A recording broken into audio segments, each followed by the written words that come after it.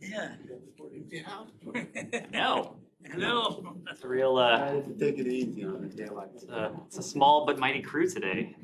We know who the real stalwarts are, so appreciate you being here. I have to assume everyone who is not here is out fulfilling their civic duty by voting. Let's do a couple things at the top and then turn to your questions. First, Assistant Secretary of State for Energy Resources Jeffrey Pyatt has been asked to coordinate the United States government's energy support for Ukraine with international partners. This includes leading our engagement in the G7 effort that foreign ministers announced last week. Assistant Secretary Pyatt is uniquely qualified to lead these efforts, having served as U.S. Ambassador to Ukraine from 2013 to 2016, in addition to heading the department's international energy policy and assistance programs. Within the United States government, the Department of State will work with the Department of Energy, the Department of Defense, the U.S. Agency for International Development, and the National Security Council to assess requests from the government of Ukraine and identify resources or equipment that may be suitable to the task. The interagency group will work with international partners through the G7 mechanism to provide needed equipment and assistance to repair, maintain, and fortify the Ukrainian energy sector over this winter. The intensity of Russia's strikes targeting Ukrainian power has increased dramatically since October 10th. Russia aims to fracture the energy grid and leave millions without power, water, or heat in an attempt to reduce Ukraine's resilience and determination during the cold winter months. The government of Ukraine will need assistance to ensure Ukraine remains resilient and strong despite Russia's efforts to cut off heat and light this winter. President Putin has failed on the battlefield, so he is now waging war on Ukraine's civilian infrastructure. We must ensure he fails there too. And next and finally, the United States is alarmed by the continued pattern of actions against judges and prosecutors in Guatemala who handle anti-corruption and human rights cases. Upholding due process for all citizens, including judges, prosecutors, and journalists, is vital for citizens' confidence in their justice institutions. Clear and consistent application of the law is essential for good governance. The Guatemalan people deserve justice institutions they can trust, and the United States notes continued actions to prosecute current and former justice actors are weakening Guatemala's most important safeguards against corruption, impunity, and human rights abuses. With that, Matt. Right. Thanks, Ned. Happy Tuesday. I'm sorry that neither you nor anyone else in this room won Powerball. I was just gonna say, unless you bought your ticket in Los Angeles, I imagine you are out of luck. Yes, gas stations. Yes. And just one thing on the Jeff Pyatt thing. I'm just curious. You don't think that his experience as also former ambassador to Greece and knowledge of Mediterranean energy is also relevant? Matt, I could have gone on for another 5 minutes about Assistant Secretary Pyatt, but yes, he is uniquely qualified, as we said, for a number of reasons. Yeah, I want to start with something that we haven't talked about, or at least we didn't talk about yesterday, and it's kind of fallen off the radar just a tiny bit. And I just want to know what the latest is, if anything, there is on Haiti and the effort to get a multinational presence in there. Well, Matt, as you know, we've been working when it comes to the challenges the Haitian people are facing for a number of weeks now. You raised one component of that. I hope that in focusing on that component, the other elements of our work are not overlooked. This is the work to hold accountable those who are responsible for some of the conditions, the humanitarian emergency that the Haitian people have faced. The United States government has levied sanctions against some of these actors. The UN Security Council issued sanctions against some of these actors. We have been working, as we have for since the start of this administration and over the course of successive administrations, to enhance the capabilities of the Haitian state, Haitian institutions, including the Haitian National Police. A number of weeks ago, in October now, the United States and Canada delivered much needed supplies to the Haitian National Police, even in recent hours. Over the past couple days, you've seen those supplies put to good use by Haitian authorities in breaking the blockade that had been effectively instituted against the port, allowing fuel to once again flow to those who need it most. We've been very pleased to see the progress that Haitian National Police have made, but still, the situation needs to improve. It needs to improve for the welfare and the well-being of Haiti's people, especially those in Port-au-Prince who have suffered as a result of the malicious activities and efforts on the part of gang leaders and criminal actors. So we continue to work with partners from this building, from New York, capitals around the world, to discuss the potential for a mission endorsed by the UN Security Council under Chapter 7. We believe that such a mission would be important to be as an enabling element to what the Haitian National Police and Haitian authorities are already doing. These conversations are ongoing. There are a number of countries that have indicated their interest in learning more about such an effort, potentially taking part in such an effort. Secretary Blinken did discuss this with Foreign Minister Joly, Prime Minister Trudeau in Canada. Both the Foreign Minister and Secretary Blinken spoke to it in the aftermath of their visit last month, but these conversations are very much ongoing. Okay, well, two things. One is you seem to suggest that the situation might have improved somewhat so that it might be a little less urgent than it was before to get something passed. And then the second thing is that I was under the impression that Chapter 7 was that the Chapter 7 resolution wouldn't pass muster with at least one member of the council. The country begins with the letter C and ends with the letter A. So there are a couple countries that could apply to. I won't ask you to elaborate, but first, remind me of your first question. Sorry. Well, it just seemed you said the blockade at the port had been eased, or if not entirely lifted, but at least eased, and so fuel has been getting out. So does that make it a little less urgent to get a mission? There is still urgency. The status quo remains untenable. It remains untenable for the Haitian people. We hope to see continued improvement in the humanitarian situation. The actions of the Haitian National Police may lead to further improvements, but there continue to be longer-term challenges that an enabling force authorized by the UN Security Council would be able to help address. Okay, so that's still the goal. And then the second thing, so Chapter 7 resolution. So this is an effort that, as you know, directly responds to the call that was put forward by the UN Secretary General, by the Secretary General of the OAS. We believe that a UN Security Council resolution authorizing a non-UN multinational force under Chapter 7 of the UN Charter would give the force the legal authorization and the imprimatur of the UN Security Council. This is not something that would be the work of any one country. This would be something that we would do in partnership with a number of countries, and then ultimately would be done in partnership with Haitian authorities. After all, it was Haitian authorities, it was the UN Secretary General, it was the OAS Secretary General that called for this in the first place. Okay. Other questions? Yeah, different subject. This is not a trick question at all. The OSCE is in town, the observers, and to observe the election here. And every day at this podium, you call on different countries over the world to have and hold free and fair elections.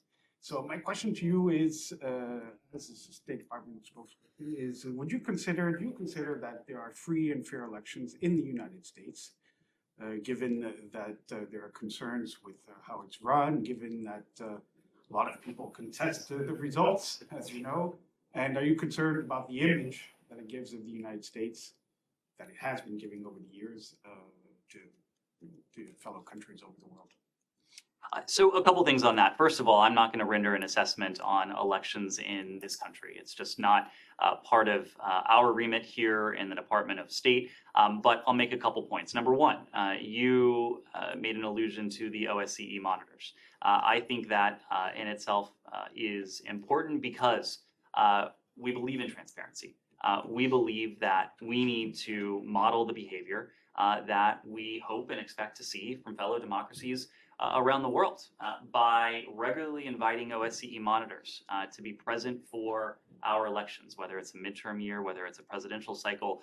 We demonstrate that we are committed to the principle of transparency. We're committed to walking the walk when it comes to what we call for around the world. Election officials in this country here will speak to the processes that unfold over the course of the day. I'll leave that to them. I imagine, as they always do, the OSCE will render their own report on this. One of the strengths of our democracy is the fact that we acknowledge our challenges. We have never attempted to sweep our challenges, any shortcomings we might have, under the rug. And that's because there is something uniquely American in our belief that our democracy is not perfect, it never will be perfect. It is very much a work in progress. It is very much something that we are striving to continually improve. It's unfinished. It will always remain unfinished. So, of course, you've heard Secretary Blinken speak about some of the challenges we've had in our own country. We don't see that as a weakness around the world. In fact, our ability to acknowledge openly and honestly and candidly with countries around the world that we too have our challenges, and rather than sweep them under the rug, we acknowledge them. The President of the United States, on a couple of instances over the past couple of months, has given primetime addresses referencing some of those challenges. That is the defining feature of this democracy, is that we are candid where we do have challenges, where we have shortcomings. We work together as a country, fellow citizens, to improve where we can. And that's something that we'll continue to do. Yeah, especially when you consider that it was only in the early 50s that included civil rights and things like that. Just to comment. Simon. Wanted to ask about Egypt, given the COP meeting being held there, and the Secretary will be there with the President in the coming days. There's a lot of attention, and particularly a statement from UN High Commissioner for Human Rights on the case of Alaa Abdel Fattah, who is on hunger strike and is jailed in Egypt. I wonder if you had any response to that. Is that something that the US delegation is going to raise specifically with the Egyptians? And does that give you pause over the conclusion that the department reached earlier this year that Egypt had made progress on the issue of political detentions? So a couple things on this. So broadly, since taking office, this administration, including at the highest levels, President Biden, Secretary Blinken, we have underscored that the U.S.-Egypt relationship is stronger. It is strengthened when there is tangible progress on human rights. To that end, we've welcomed the releases and pardons of political prisoners over the past few months, and we've been clear that we support further releases of all Egyptian human rights defenders, journalists, lawyers, and others who remain detained for peacefully exercising their universal rights, freedom of expression, freedom of association, to name just two. That includes pardoning and releasing Alaa Abdel Fattah, his co-defendants Mohammed al-Bakr and Mohammed Oxygen Ibrahim, among many others. We have followed, when it comes to Mr. Abdel Fattah, his case very closely since even before his conviction last December by an Egyptian emergency court.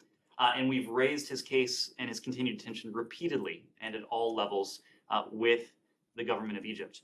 We, as are so many around the world, are seriously concerned about Mr. Abdel Fattah's health, especially given the length of his hunger strike and reports that he is now forgoing even water over the past several days. As you know, the President and the Secretary will be off to Sharm el-Sheikh for COP27 later this week. President Biden will meet with President Sisi on Friday as the host of the COP. Of course, not going to get into the contents of a meeting that has yet to occur, but President Biden himself has said that when he meets with foreign leaders, human rights is always on the agenda, and that as president, he will never remain silent on the issue. I can tell you that in the senior interactions that individuals in this building have had with their Egyptian counterparts, including when Secretary Blinken was in Cairo last May, in May of 2021, had a lengthy meeting with President Sisi. Human rights was a prominent feature in that discussion as well. That includes the issue broadly, but to some of the issues we talked about just now, it also includes specific cases. And we've been clear with the Egyptian government regarding cases where we would like to see improvement, cases where we would like to see individuals released or pardoned, and that includes in the case of Mr. Abdel Fattah and his co-defendants. Is there, going forward, would you tie, military aid, some of the military aid specifically to that case, or, as you say, you're raising this, but this has been raised over a long period, and he obviously hasn't been released. So, when you're communicating that to the Egyptians, what are you sort of, what's the downside for them if they don't take action? So there are a number of tools we have when it comes to working on this issue.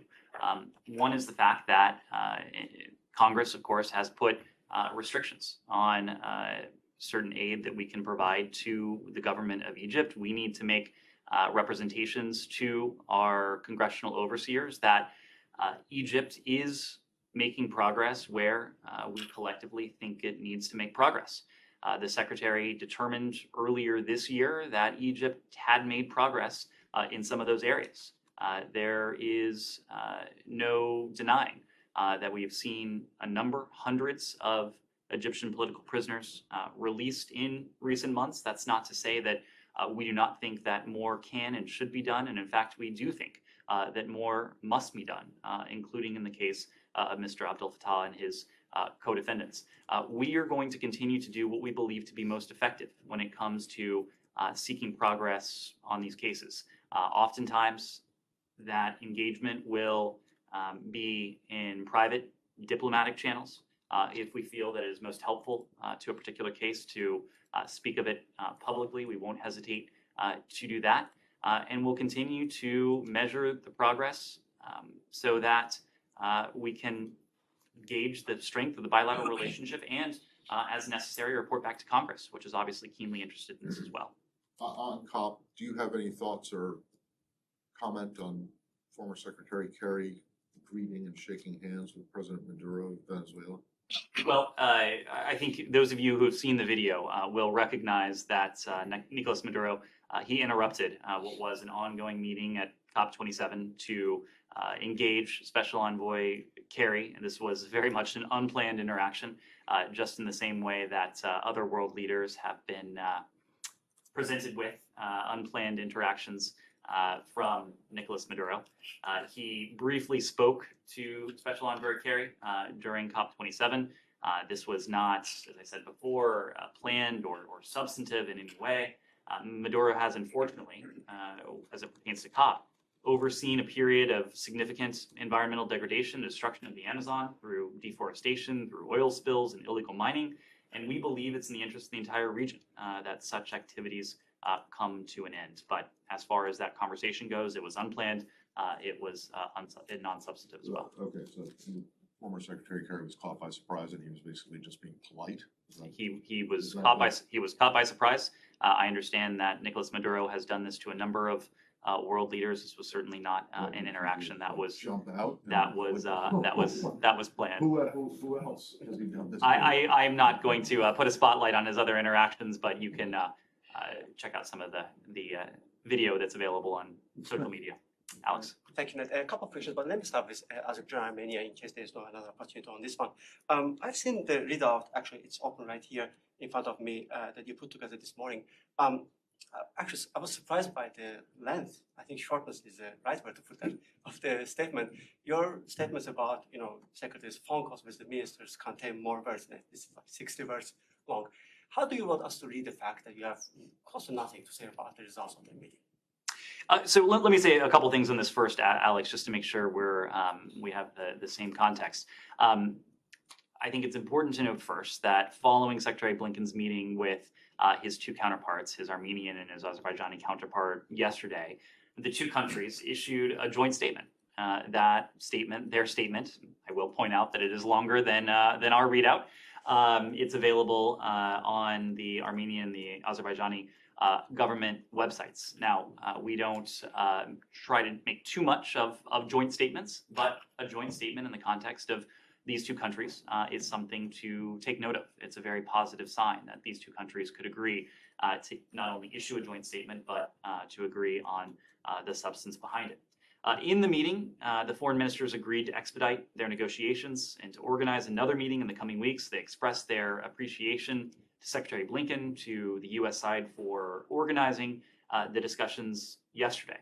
I should note that Secretary Blinken was involved in the discussions yesterday, but there were opportunities throughout the course of the day for the two sides to meet and to attempt to bridge their differences, in some cases without the United States as an active participant. We remain committed to promoting a peaceful future for the South Caucasus region. We believe that continued direct dialogue is key to resolving issues and to reaching a lasting peace. I think going back to your original question, our role in this has been one of facilitator.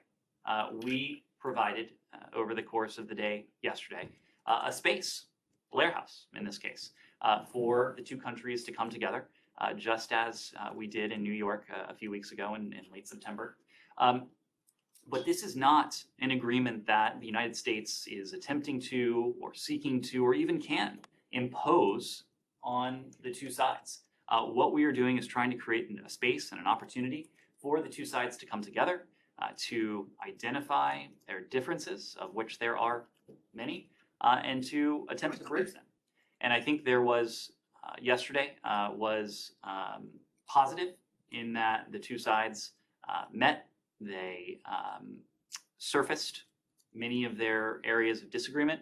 At the end of the day, they were able to agree on a joint statement. They were able to agree to continue meeting and engaging in direct dialogue and diplomacy in the weeks that follow. That to us is quite important. But it is not for us to prescribe what this lasting comprehensive peace between the two countries might look like. We are not presenting them with a document that is ready to sign. We are doing everything we can to help enable the diplomacy that they themselves will need to undertake. And this is not unlike our approach to a number of challenges around the world where we've demonstrated the viability and the effectiveness of this model. The historic agreement that was reached between Israel and Lebanon just a couple of weeks ago.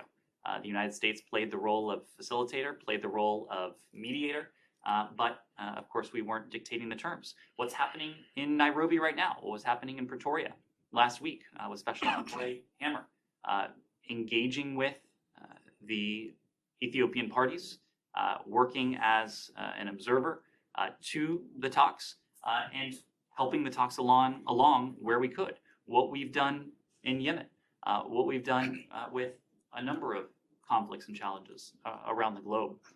It is not for us to prescribe, to dictate the terms of any peace agreement, of any accord, of any deal not involving the United States, but it is incumbent on the United States to use the leverage and the authority, the good offices that we have, the expertise and the experience that we have in this building and throughout this government to try and help these processes along. We think yesterday with Armenia and Azerbaijan was an opportunity to do that, and we think the results are quite positive. In his opening statement, the Secretary was talking about real steps, courageous steps. Can you please help us put that into context? What exactly was he talking about?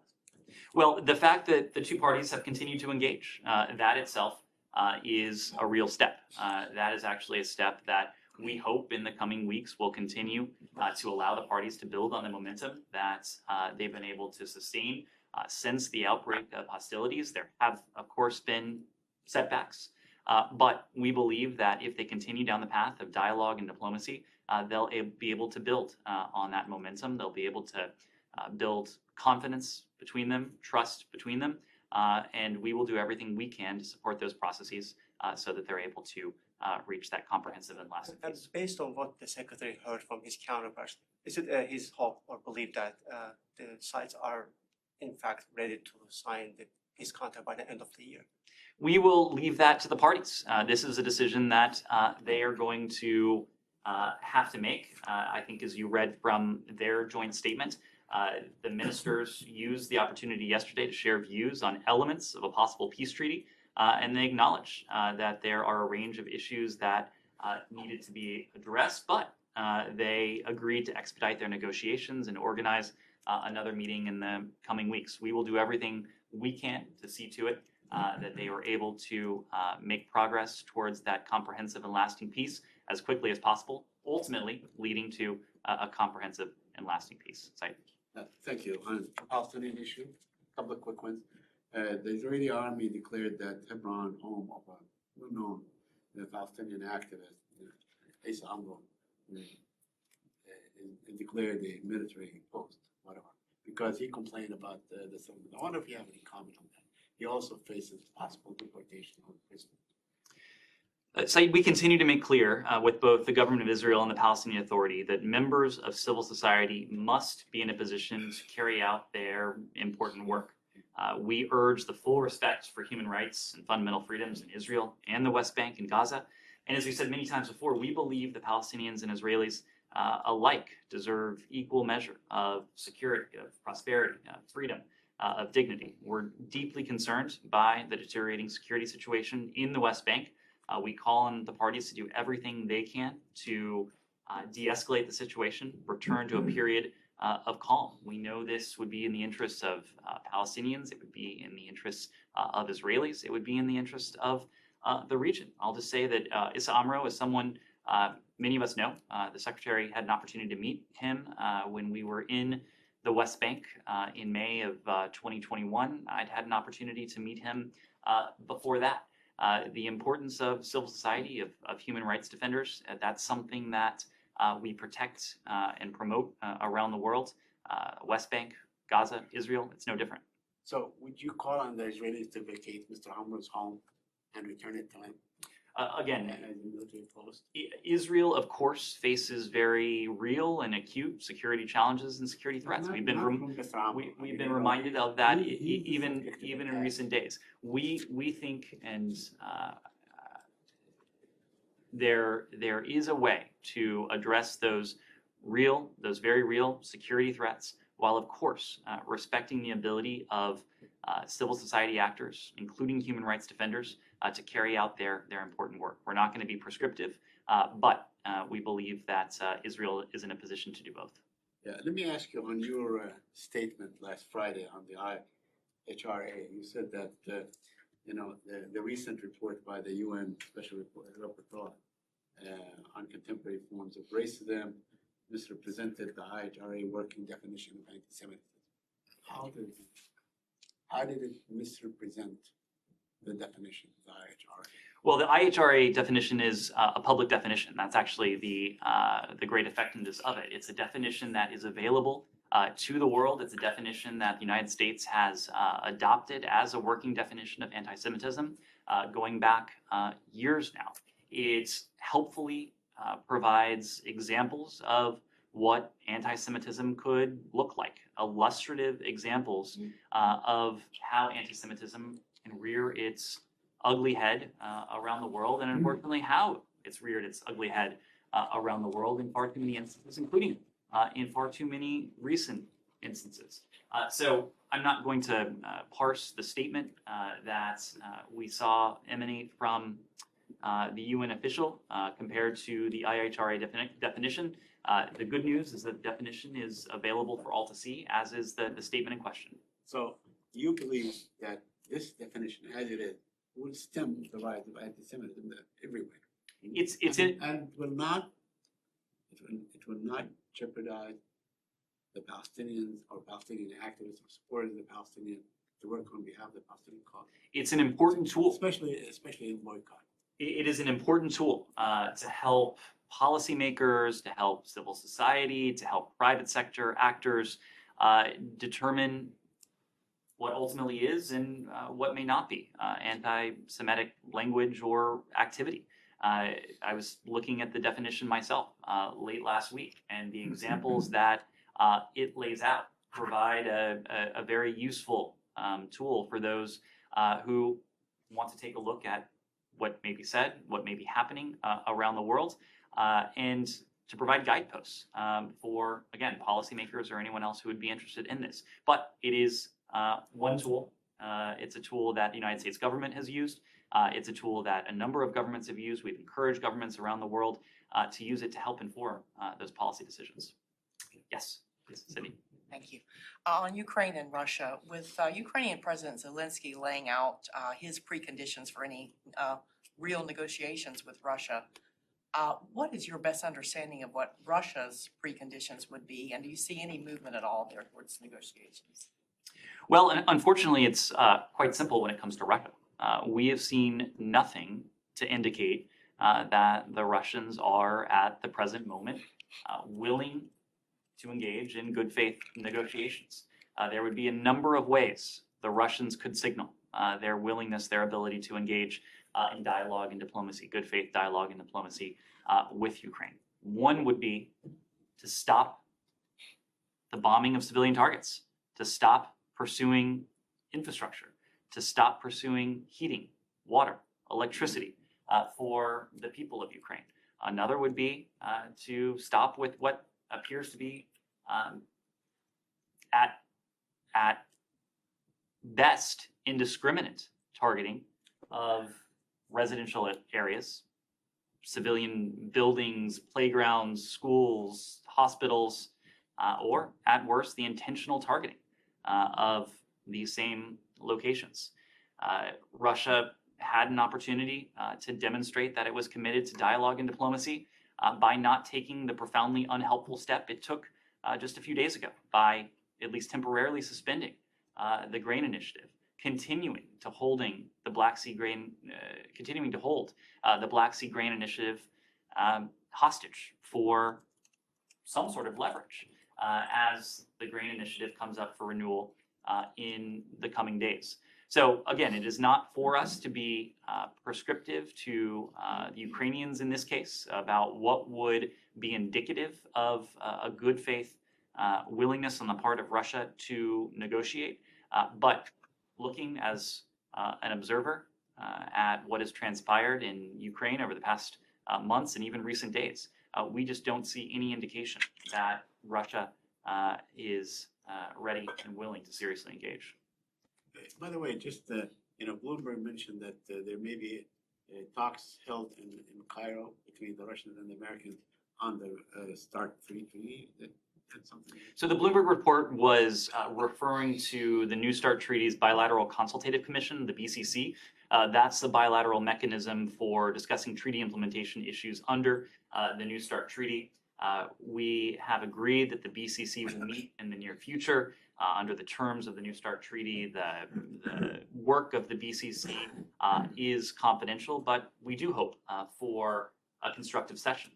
This gets back to the point we were making yesterday. We believe deeply around the world in the transformative power and the importance of diplomacy and dialogue. When it comes to Russia, of course, we are clear-eyed, we're realistic about what dialogue between the United States and Russia can, both what it can entail and what it can accomplish. We have focused on risk reduction in these conversations, but we've been very intentional about seeing to it that the ability of our two countries to pass messages back and forth and to engage in dialogue does not atrophy. We have a number of channels for communication. We have a functioning embassy in Moscow. Secretary Blinken has picked up the phone to speak to Foreign Minister Lavrov since February 24th. Secretary Austin, Chairman Milley, Nancy Sullivan have all been in position to speak to Russian counterparts. And here in this building, there's a Russian ambassador in Washington. There's a Russian embassy in Washington. We have the ability to convey the important bilateral messages that we need to convey. So if there is, and it sounds like there will be a meeting of the BCC, that is a good thing. It demonstrates our commitment to risk reduction, to strategic stability, something we remain committed to, something that is profoundly in the bilateral interest. And we hope the upcoming meeting is constructive and leads to. When was the last meeting that Ambassador Antonov had in this building? I couldn't say when the last time he was. I couldn't say when he was last in the building, but we have the ability to convey messages to the Russian embassy here, and vice versa. Our embassy in Moscow regularly conveys messages to the Russian MFA. Well, Ukraine- You said, you kept saying if this meeting happens, and then you said the upcoming meeting. Well, has it actually been 100% agreed to by both sides? There will be, the BCC will meet in the near future. Yes. Will Ukraine be part of that discussion? Because you had a policy, nothing without Ukraine, about Ukraine. This is about the New START treaty. Of course, nothing about Ukraine without Ukraine is a cardinal principle that applies to Russia's war in Ukraine. The New START treaty is a treaty between the United States and Russia. It has to do with the disposition of our respective nuclear assets. And when was the last time that the BCC met? The BCC, it was, so as you know, this pertains to the New START treaty. Inspections were paused in March of 2020 Yeah, that by, was because of COVID. well, because of COVID, by mutual consent. But then they were unilaterally suspended by Russia in August. And we've made clear to Russia that measures imposed as a result of Russia's unprovoked war against Ukraine don't prevent Russian inspectors from conducting New START treaty inspections in the United States. So we hope that the meeting of the BCC will allow us to continue with those inspections. Right. When was the last time? I will see if we can, it took place in October of 2021, actually. Yes. Thank you so much, sir. Jahan Zaibali from Airway News TV. Just wanted to request your comments on assassination attempt on former Prime Minister Imran Khan. As per tradition and his habits, he's blaming current Prime Minister Sharif and some intelligence agency officials without any evidence. But what are your comments and thoughts? So I think you saw this statement that Secretary Blinken issued last week, shortly after these reports emerged. He said that we strongly condemn the shooting. We continue to strongly condemn the shooting of Imran Khan. We offer our condolences to the family of the individual who was killed. We express our hope for a quick and thorough recovery of all who were injured, including Imran Khan. Violence has no place in politics. We're concerned about these reports of violence. We call on all parties to refrain from violence, harassment, intimidation, and to respect the rule of law. We are deeply committed to a democratic and peaceful Pakistan, and we stand with the people of Pakistan. Pakistan is a close ally of United States, but the current political chaos taking the nation towards destruction. What would you like to say to the heads of the political parties and the military leadership to calm down the situation? Well, precisely the message that the Secretary relayed last week and that I reiterated just now. Violence has no place in politics. We are concerned about what has happened in Pakistan in recent days. All parties should never resort to violence. They should express their disagreements peacefully, employing universal rights, freedom of expression, freedom of assembly, but violence is never the answer. We're deeply committed to Pakistan, which has a long history and democratic identity. We stand with the people of Pakistan. So we talked about the media freedom recently, but right now criminal cases are being registered against CEO and owner of Airway News, Salman Iqbal. According to his close associates, current Pakistani government, with the help of some military officials, are behind it and try to involve him in the murder of senior journalist Arshad Sharif. So owner of Airway is not able to go to Pakistan due to threats. We talked about media freedom many times, but things are getting worse. Would you like to say something about that? We routinely raise our concerns about press freedom to all stakeholders around the world. We do that as a matter of course in Pakistan. will continue to have those conversations with Pakistani authorities. A free press, informed citizenry, they're key for any nation and its democratic future. It's key in Pakistan, it's key around the world. So one last question. Indian Foreign Minister is visiting Moscow very soon. And as you know that India is becoming the largest Russian oil customer after China, and expanding their trade ties. Recently, U.S. Treasury Secretary was in India to talk about these things.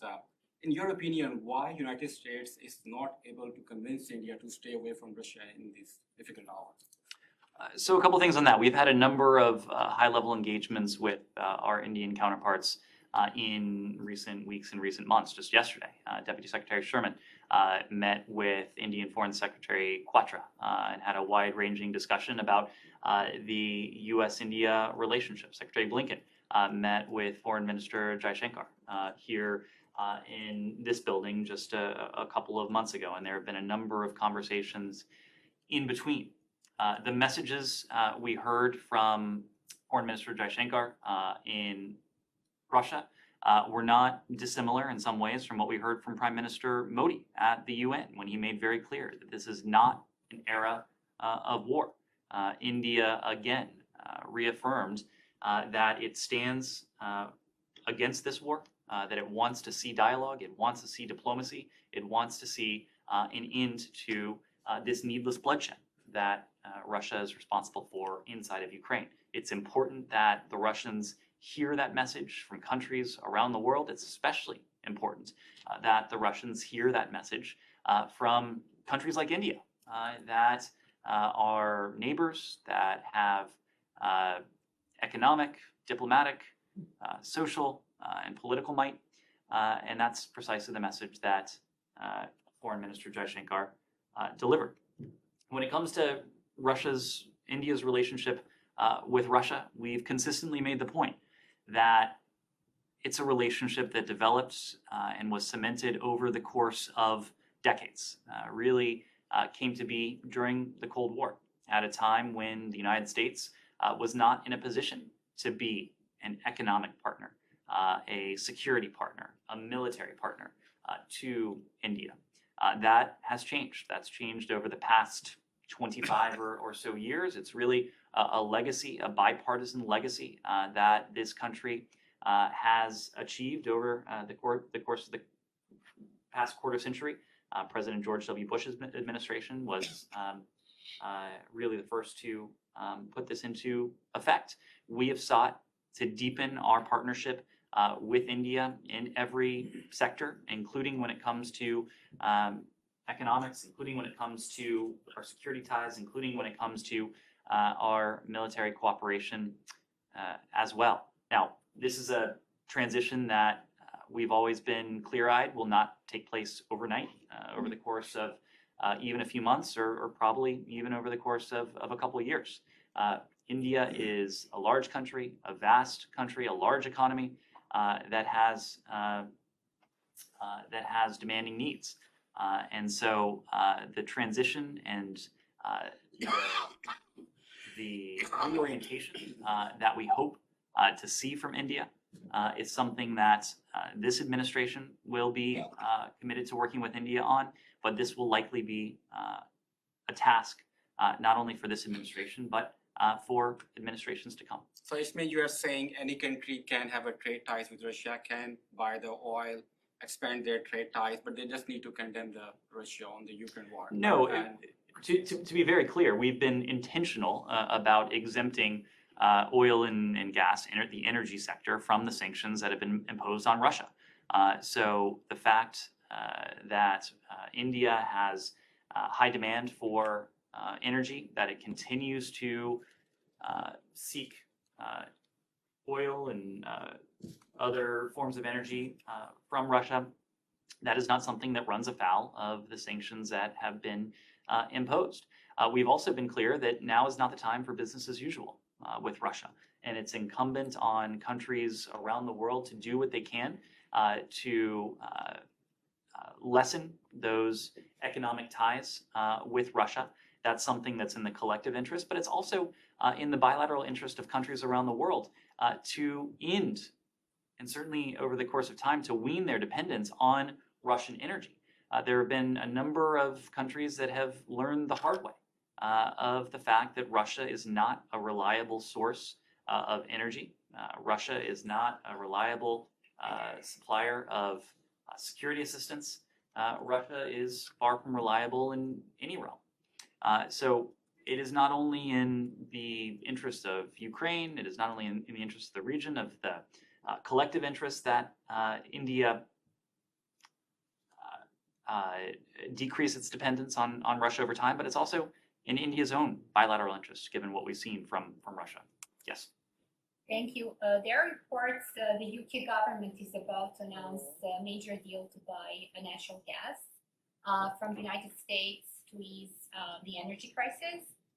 Can you tell us more about this US-UK deal from the US perspective?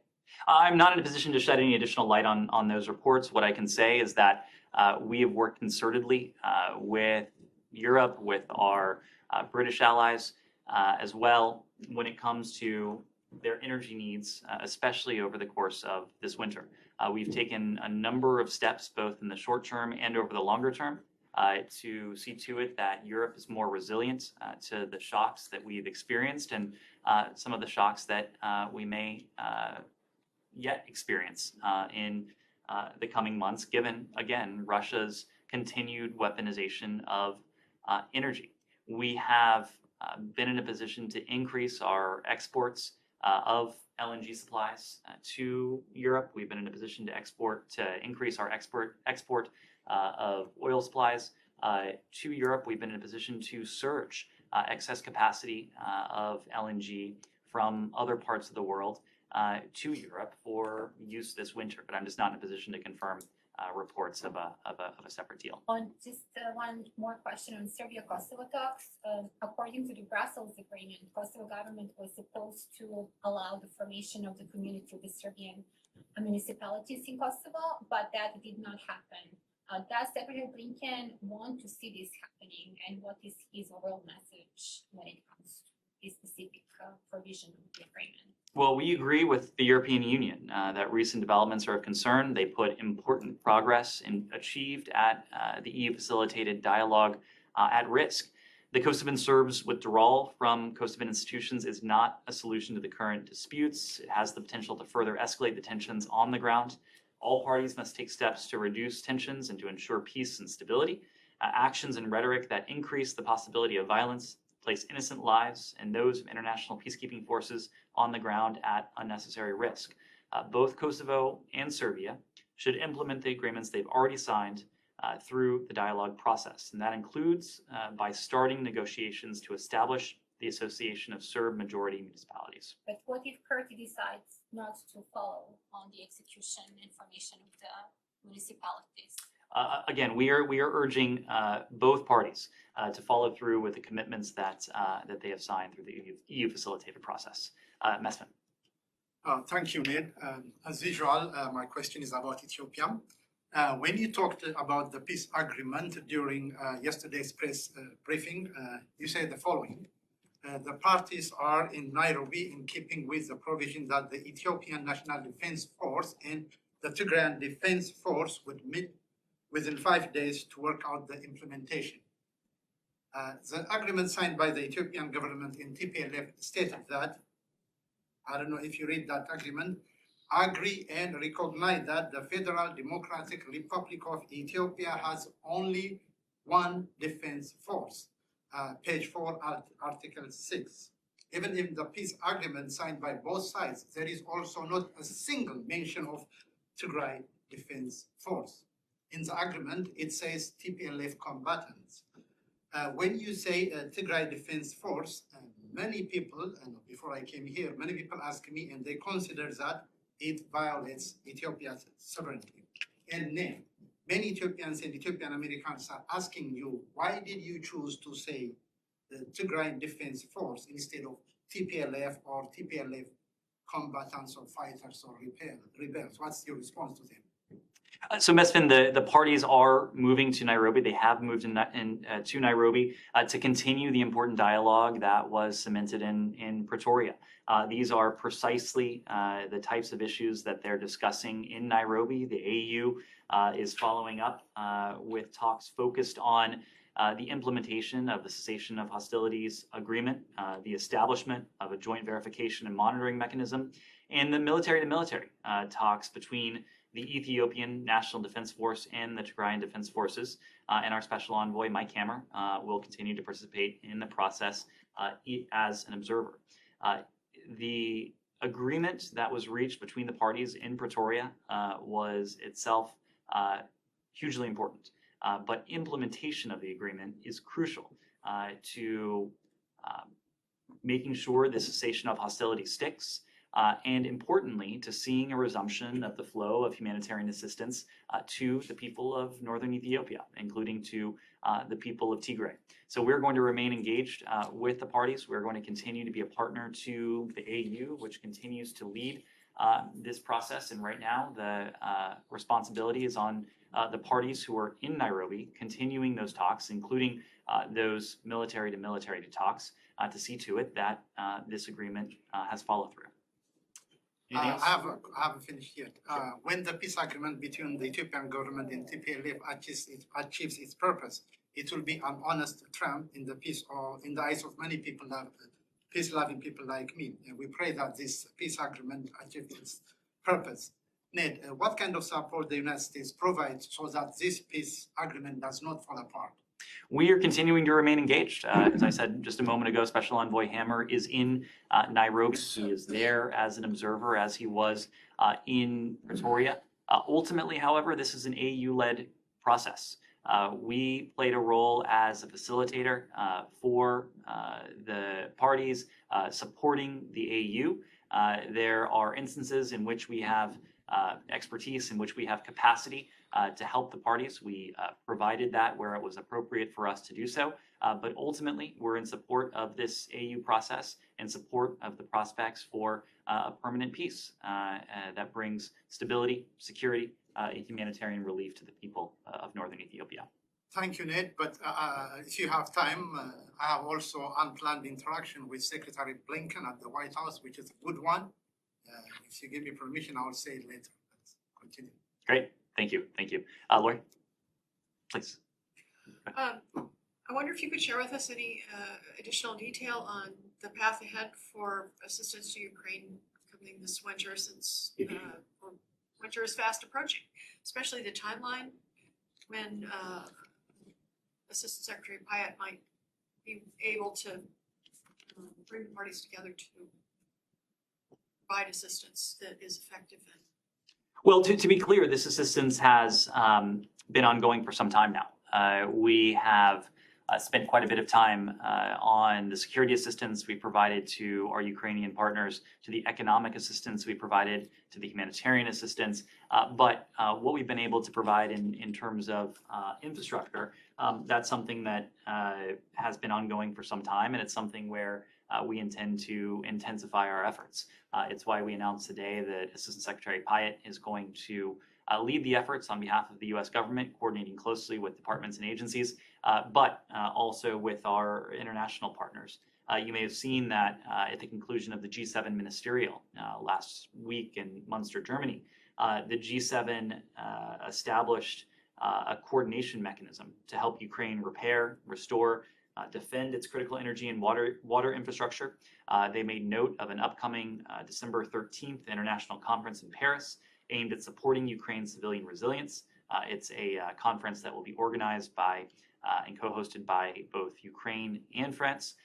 This is something where it's a forum where the United States will be deeply engaged as well. But as we intensify these efforts, there are a number of steps that need to be taken. We need to survey what exactly it is, working closely with our Ukrainian partners, the needs they have to determine how best we can assist them. There are different elements to this. It's restoration, it's repair, but it's also strengthening and fortifying Ukraine's infrastructure resilience. These are all elements that we're committed to. We're going to coordinate closely with the G7, but also partners around the world to see to it that we can optimize that delivery of assistance for Ukraine's infrastructure and energy needs. Any other? Two follow-ups. One is you said in your opening statement that Putin has failed in battlefield and now he's waging a war on energy infrastructure, and we're gonna make sure that he fails there too. Can you give us a little more on that? So in the short term, what are you gonna do to make him fail faster? Well, we are going to continue to carry out the approach that has really been at the heart of our efforts since even before President Putin ordered his forces into Ukraine. It has been really a strategy that's been twofold when it comes to Ukraine and Russia. One is to provide Ukraine with the assistance that it needs to defend itself. That's the security assistance, but also the assistance that it needs to ensure that its people are resilient. That's the economic assistance. That's the humanitarian assistance. That's the direct budgetary support that is part of that as well. We are also going to continue down the path that we set forward very clearly prior to February 24th. That's the path of severe costs and consequences for Russia. We've collectively enacted hundreds of sanctions on the Russian government, impacting the Russian economy, the export controls that have in many ways hamstrung key strategic sectors for the Kremlin. We've seen the Kremlin have to resort to partners with whom it has previously not had the type of relationship it's seeking out now. That includes with Iran. That includes with the DPRK.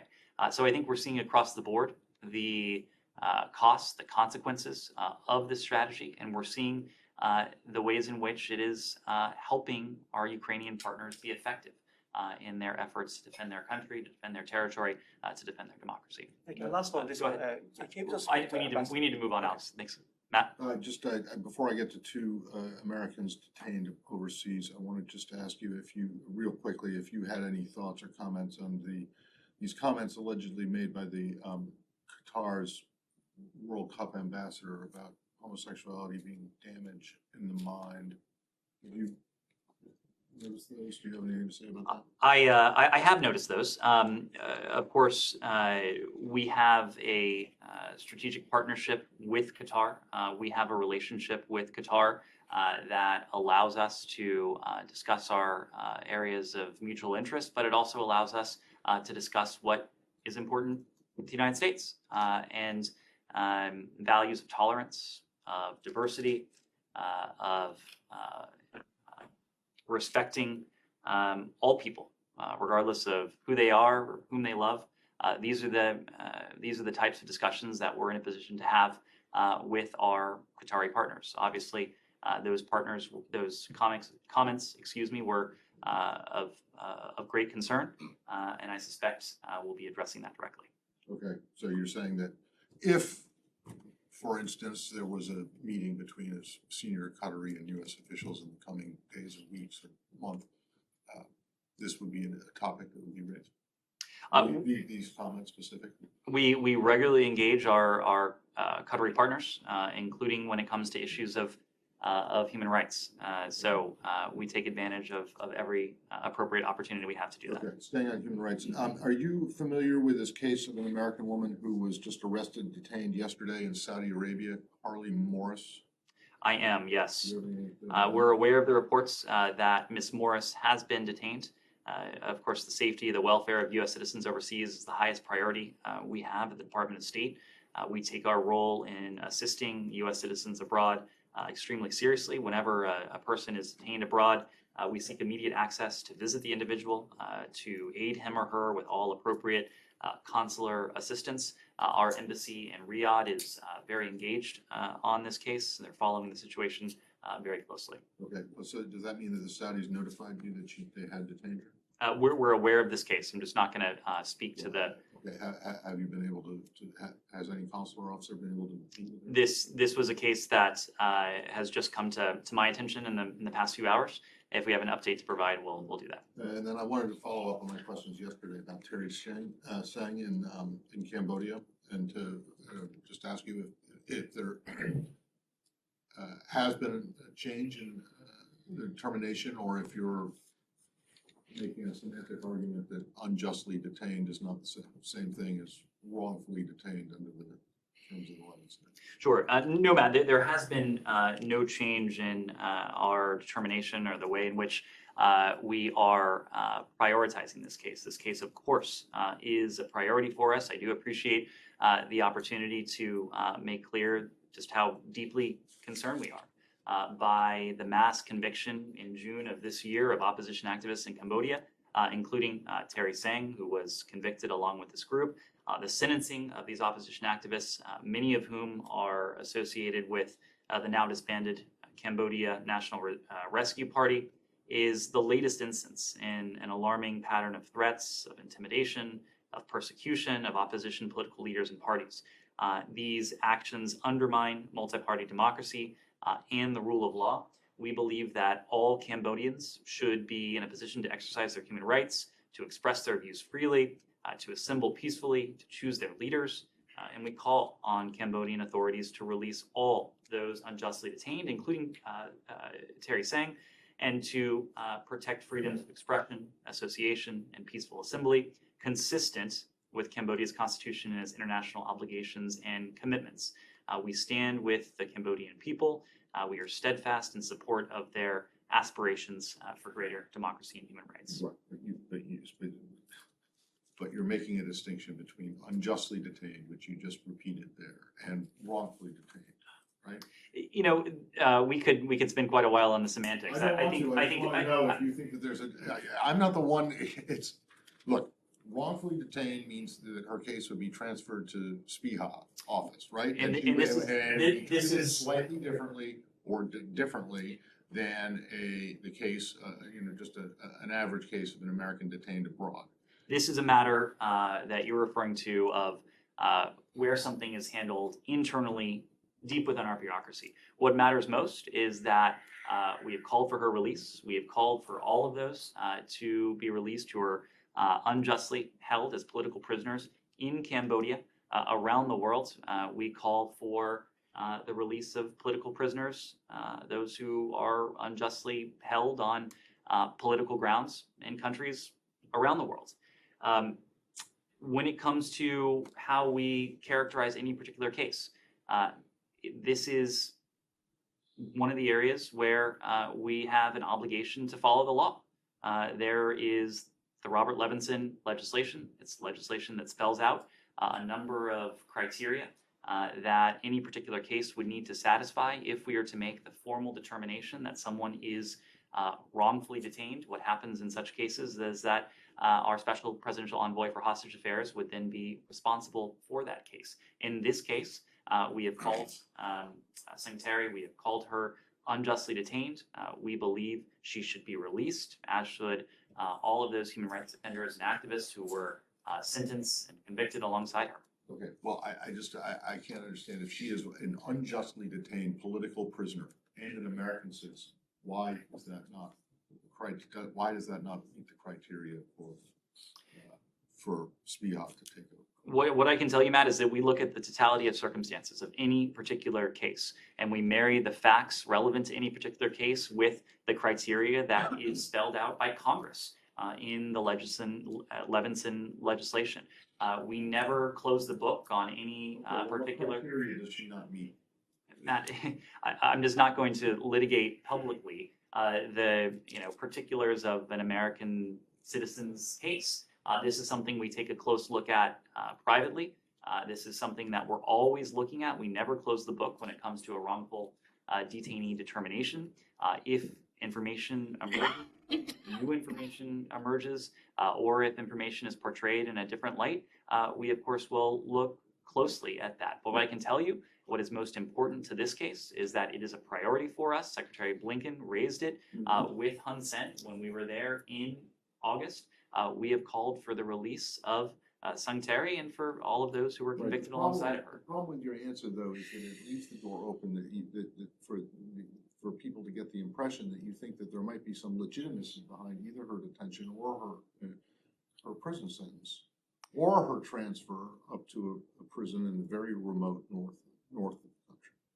We are making very clear, Do you think that we are there's anything legitimate about we are being very clear in calling for the release of all of the human rights defenders and activists that were sentenced alongside of her, including the release of Santerre. Yeah, but she's an American citizen, and you said every day you get up here and say that your number one priority is the safety and welfare of Americans overseas.